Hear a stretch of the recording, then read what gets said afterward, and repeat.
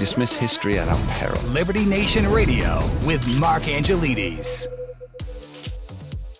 And you're back on Liberty Nation Radio, continuing our conversation with Liberty Nation senior political analyst, Mr. Tim Donner. Now, earlier, Tim, we were talking about Kristi Noem's recent outburst saying that she wants to stop all third world immigration. Now, just a brief aside story. I remember once somebody attempting to chastise me for using the term third world. And so they clearly didn't understand what that meant. But that was kind of fun. But you have this situation where now, how do we identify what is a third world country? Now, I know that some organizations, supranational organizations, use the term there are developed countries and developing countries. Right. But so what, I mean, how does this look in practice? If Donald Trump were to get behind Kristi Noem's advice and stop all third world immigration, what does that actually look like? Well, hopefully what it looks like is something that's happened before in the United States, which is, and this happened after the great migration of Italians and Irish and Jews to New York, to the United States in the late 19th, early 20th century. At some point, you have to say, okay, we're filled up now. We're going to take a pause, which they did for decades after the Great Migration to the United States. So at some point, a responsible president and his party have to say, look, we have too many people already here illegally, which we cannot vet, which we don't know anything about. We know that there has been a crime wave among illegal migrants, which is not surprising. They come here with no job, no money, no nothing. They're given, sustenance by various governments, but they have no jobs. They have no grounding in the United States. And therefore, they become a danger to society writ large because they have to survive. And a lot of them will survive by committing crimes. Or they will be subject to what this man who shot the two National Guard troops in D.C., where he's really apparently a victim of PTSD.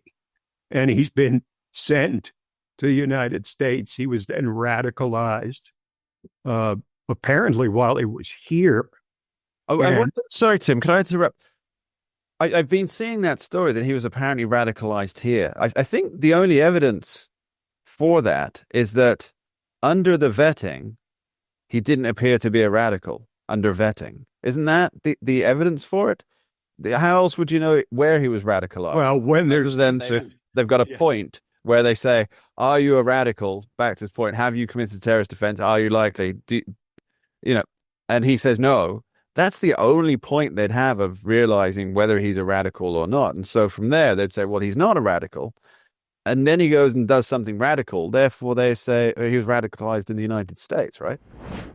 Well, when you do not vet, or you vet insufficiently, or you ask questions that require a binary choice, yes or no, obviously they're going to get the answer that the person thinks that the questioner wants to hear. So insufficient vetting means we don't really know if he was radicalized here. At this point, it doesn't matter because he would have been subjected to radicalization here, certainly by certain forces trying to undermine the United States government. But at the same time, is he an exemplar for what so many of these Afghan refugees really think or feel? Or is he a one-off? The problem is we can't take a chance, because I remember seeing Dick Cheney speak during the aftermath of 9/11, and he made a very profound point. He said, terrorists can try to strike here try to strike there. If they miss, they come back for more. But when you're protecting against terrorism, you have to be right 100% of the time, not 99%, 100%. And so we don't have anything near that level of assurance about most of the people who have come into this country unvetted, illegally, or both. Yeah, it seems that I don't know why this is, and this is particularly well. Actually, it's on the left and right. On the right, it's on the political right for different reasons. There's this overarching will for unfettered immigration from all over the world on both sides of the aisles. On the right, it's a monetary thing. It's like Cheap labor. Cheap labor. Let's make profits at the expense of whoever the hell gets ran over by that particular juggernaut.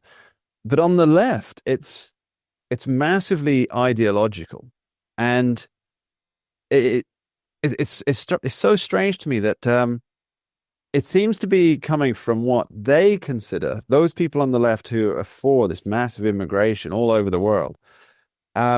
They consider it empathy, right? Because they think, well, if that person stays there, they might be killed. If they're in that far off country and they stay there, they might be killed. And then they don't seem to realize that if you bring in hundreds of thousands, millions, in fact, of people, you don't know who they are. They don't have any particular reason for being here other than they don't want to be where they are originally for whatever reason. That's at least one of those people, if not more, because as we've seen, it's hundreds upon thousands, will commit crimes and kill, maim, hurt, victimize American citizens. And so they have this empathy of if that person stays there, they'll be victimized, without considering that when a mass of these people come to here, then people in America will be victimized, because the answer... They bring their problems with them. But the thing is, if you ask how many people will be victimized by bringing in, let's say, 10,000 people from country X, how many Americans will be victimized or murdered? The answer, Tim, is not zero. It's not zero. It's not zero. Yeah. But the problem is we can't solve all the world's problems. We can't take on every case of heartbreak that exists across the globe. It's just not possible. Well, some of them want to live here for the right reasons, some for the wrong reasons. But how do you know if you are not properly vetting these people? Tim Donner, we'll be back with you after this short break. Don't go anywhere. We dismiss history at our peril. Liberty Nation Radio with Mark Angelides.